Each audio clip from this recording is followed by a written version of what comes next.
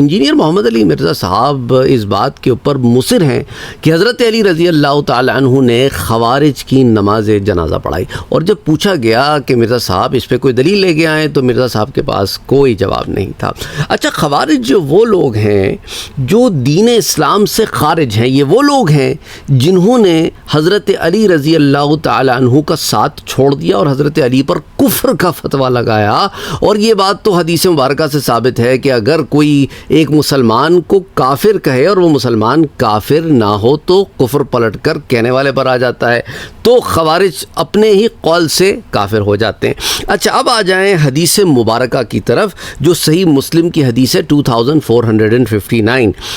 کتاب الزکوٰۃ میں آتی ہے، اور اس کو راوی روایت کی حضرت ابو سعید خدری نے کہ حضور اکرم صلی اللہ علیہ وآلہ وسلم نے فرمایا کہ میری امت کے دو گروہ ہوں گے، ان دونوں کے درمیان سے دین میں سے تیزی سے باہر ہو جانے والے نکلیں گے، یعنی مسلمانوں کے دو گروہ ہوں گے، اور ان میں سے ایک گروہ میں سے ایک ایسا گروہ نکلے گا جو دین سے تیزی کے ساتھ باہر ہو جانے والا ہوگا، اور انہی کو تو خوارج کہتے ہیں،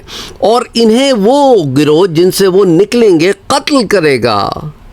اور یہ جو دونوں گروہ ہوں گے نا، ان میں سے جو قتل کرے گا اس دین سے نکلنے والے خارجی گروہ کو، یہ دونوں گروہوں میں سے حق سے زیادہ قریب ہوگا، یعنی یہ نہیں کہ دوسرا گروہ حق پر ہی نہیں ہوگا، یہ زیادہ قریب ہوگا۔ اب آ جائیں حضور اکرم صلی اللہ علیہ وسلم کا ارشاد ہے،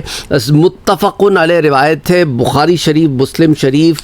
دونوں میں یہ روایت آتی ہے کہ بخاری شریف کتاب المغازی میں حدیث 4094، اسی طرح صحیح مسلم میں کتاب الزکوٰۃ میں حدیث 1064، کہ جس میں حضور نے فرمایا کہ اگر میں ان لوگوں کو پاؤں تو قوم سمود کی طرح انہیں قتل کروں۔ کن کو؟ یہ خوارج کو۔ اسی طرح صحیح مسلم کی روایت میں یہ بھی آتا ہے جسے حضرت عمر رضی اللہ تعالیٰ عنہ نے روایت فرمایا لَإِنْ أَدْرَكْتُهُمْ لَأَقْتُلَنَّهُمْ قَتْلَ ثَمُودَ، کہ میں انہیں قوم سمود کی طرح قتل کروں اگر میں انہیں پاؤں۔ تو ایسا کیسے ہو سکتا ہے کہ حضور ایک قوم کو کہیں کہ یہ اسلام سے خارج ہے اور حضرت علی رضی اللہ تعالیٰ عنہ ان کی نماز جنازہ پڑھائیں؟ پھر آ جائیں قرآن کریم میں سورہ حجرات کی آیہ نمبر 9 میں اللہ فرماتا ہے وَإِن طَائِفَتَانِ مِنَ الْمُؤْمِنِينَ اقتتلوا فاصلحوا بینہما، اگر مسلمانوں میں سے دو جماعتیں ایک دوسرے سے لڑے تو ان کے درمیان صلح کرا دو، اور ان میں سے صلح کے بعد